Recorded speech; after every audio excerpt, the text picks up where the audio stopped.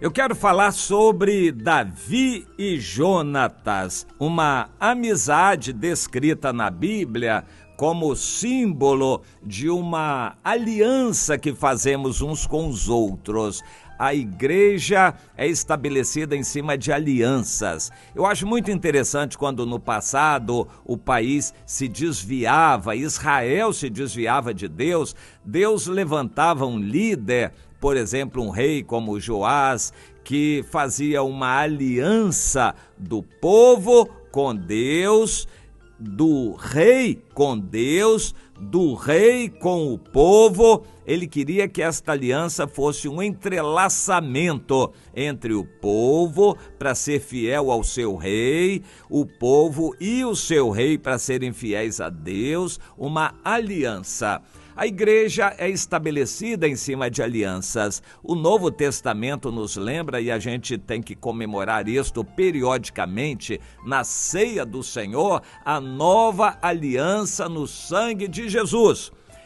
O Evangelho é baseado em uma aliança, mas nós temos aliança uns com os outros também. Por isso o pão é partido na ceia para caracterizar que somos parte de um mesmo corpo. Nós temos aliança uns com os outros. É comunhão, koinonia, a palavra que caracteriza o fato de sermos. Se você está frequentando igreja, mas não tem comunhão, não é, só é a pessoa que está em comunhão.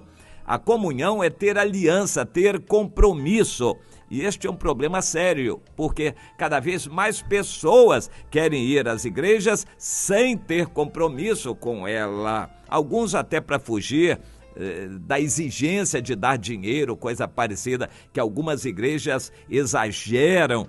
Essa pedição de dinheiro é uma vergonha para o evangelho isto, mas enfim, para fugir disso, algumas pessoas então frequentam, mas não querem ter compromisso. Se a pessoa não tem compromisso com a igreja, também não tem compromisso com o cabeça da igreja, que é Jesus. Se você quer a certeza do arrebatamento, de estar com Jesus, da salvação eterna, tem que ter aliança com a igreja também. A sua aliança com Deus e a sua aliança com a igreja. Mas o que é igreja? Igreja não é templo, não é organização. Igreja são pessoas. Você tem que ter aliança com pessoas que caminham com você em obediência ao Senhor. Davi, na Bíblia, junto com Jonatas, são para nós um exemplo de uma aliança muito forte. Por circunstâncias, e isto também acontece em nossos dias, Davi foi perseguido pelo rei. Baixou nele um espírito de ciumeira, inveja, e o rei Saul resolveu perseguir a Davi. Não por erro, mas porque Davi era completo. Era muito virtuoso, simples, humilde, amado pelo povo, valente, era objetivo em tudo que fazia, nas guerras, sempre conseguia resultados. Davi era completo e Saul ficou com medo de Davi lhe tomar o lugar.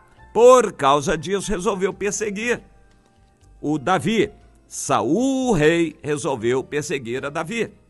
Essa história se repetiu quando Salomão, sabendo das virtudes do seu servo Jeroboão, resolveu persegui-lo e transformou Jeroboão num herói. Esta situação se repete nas igrejas.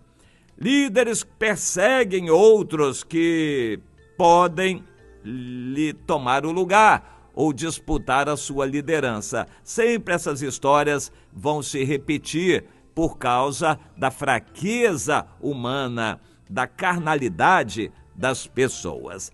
Na Bíblia nós encontramos este episódio que é longo, bastante descrito, ou bem claramente descrito, que é a época em que Davi fugia de Saul. No início, Saul não disse que queria matar a Davi, mas ele fez.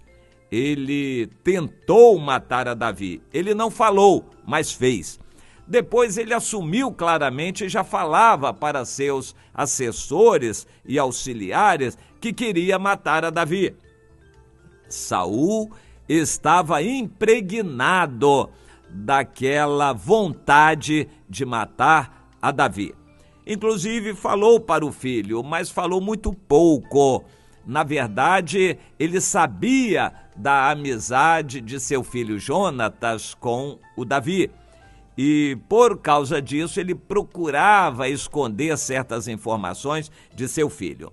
Davi desconfiou disso e falou abertamente com Jonatas: Jonatas, você é meu amigo. Sim, claro que sou. Pois é, a minha vida está correndo perigo. O seu pai quer me matar. Não, que isso? Se meu pai, o rei Saul, quisesse matar você, ele falaria comigo. Eu sou o filho predileto dele. Eu sou o sucessor dele. Jonatas, mas não é bem assim. Ele não fala com você porque ele sabe que você é meu amigo. Não, então vamos verificar. Eu vou consultar meu pai. Se ele realmente está pensando em matar você, eu vou dizer a verdade. Vamos combinar isso. Em tal dia, isso está descrito em 1 Samuel, no capítulo 20 e prosseguindo pelo capítulo 21.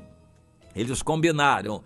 Tal dia vamos nos encontrar aqui, você fica escondido, eu vou consultar o meu pai, se ele realmente quer matar você, ele vai me mostrar isto e eu vou dizer a você. Aí você vai embora tranquilamente, eu vou ajudar você a fugir.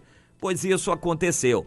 O Jonatas confirmou que seu pai queria matar a Davi, o Jonatas cumpriu o trato, foi lá avisar a Davi que fugisse, porque o rei Saul queria matá-lo.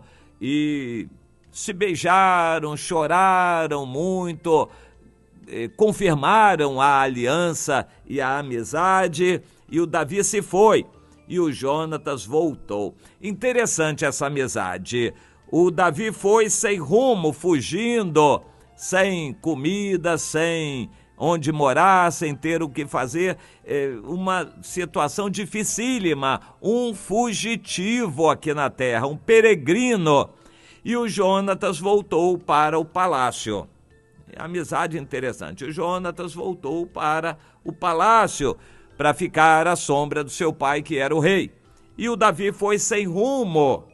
Bem, Davi não reclamou daquela situação. Davi não reclamou daquela situação e passou apertos terríveis. Foi para o rei inimigo filisteu chamado Aquis, que reinava em Gate, na cidade que era como uma capital dos filisteus, hoje chamada faixa de Gaza, que está debaixo do poder do grupo terrorista Hamas palestino. Pois é, aquela região ali era a região dos filisteus, exatamente para onde Davi fugiu e procurou abrigo, mas ele quase morreu nas mãos do inimigo. É sempre de bom alvitre, é bom a gente saber disto. Não dá para se refugiar no inimigo. Se você está sendo disciplinado por Deus, não tem outro jeito. É só com Deus que você vai conseguir apoio. Não há apoio para nós no mundo. Não há apoio para nós das pessoas que não têm compromisso com Deus. Não adianta você buscar refúgio no mundo. O nosso refúgio está somente no Senhor e é dele que vem o nosso socorro. Por mais duro que seja o trato de Deus para com você, é somente nele que você vai encontrar refúgio. Davi não achou apoio no Aquis, rei de Gate, dessa vez. Mais tarde, em circunstâncias diferentes, já liderando um pequeno exército, aí sim Davi foi recebido por interesses. Mas naquela vez ele não teve apoio e continuou fugindo, e foi uma época muito dura em que ele estava fugindo. Mas eu pergunto a você, quem você queria ser nessa história? Aquis, rei de Gate, um rei filisteu? Você queria ser o Jonatas? Você queria ser o Saul? Ou você queria ser o fugitivo Davi? Passando fome, sem ter para onde ir, perseguido, correndo o risco de ser denunciado porque ele era conhecido por toda parte. Quem você queria ser nessa história toda? A maioria das pessoas vai dizer, olha, eu queria ser qualquer outro menos Davi. Era muito difícil a situação dele, mas eu quero dizer para você, meu irmão, ainda que você não tenha apoio de ninguém, o melhor refúgio é o Senhor. Se você tem a segurança de Deus, você tem o que é mais importante. Se você não tem casa, não tem dinheiro, não tem emprego, não tem apoio de A, de B, se os parentes deixam, se a igreja não apoia você, se este ou aquele abandona, se alguém se levanta contra você, olha, tudo isto se torna secundário se você está refugiado no Senhor. O maior prejudicado naquela ocasião foi Davi, o fugitivo, se tornou um rei glorioso porque Deus estava com ele. Aprenda a valorizar o que é mais importante. O refúgio de Deus vale mais que tudo que o mundo tem. Você crê nisto? E de todo o coração você confessa isso para Deus: Senhor, eu prefiro o Senhor, eu quero ser fiel a Ti, ainda que o mundo desabe ao meu redor, que eu perca tudo, eu quero o Senhor. Se eu tiver o Senhor, eu sei que isso é o mais importante para mim. Meu irmão, minha irmã, diga isso para Deus agora no fundo do seu coração.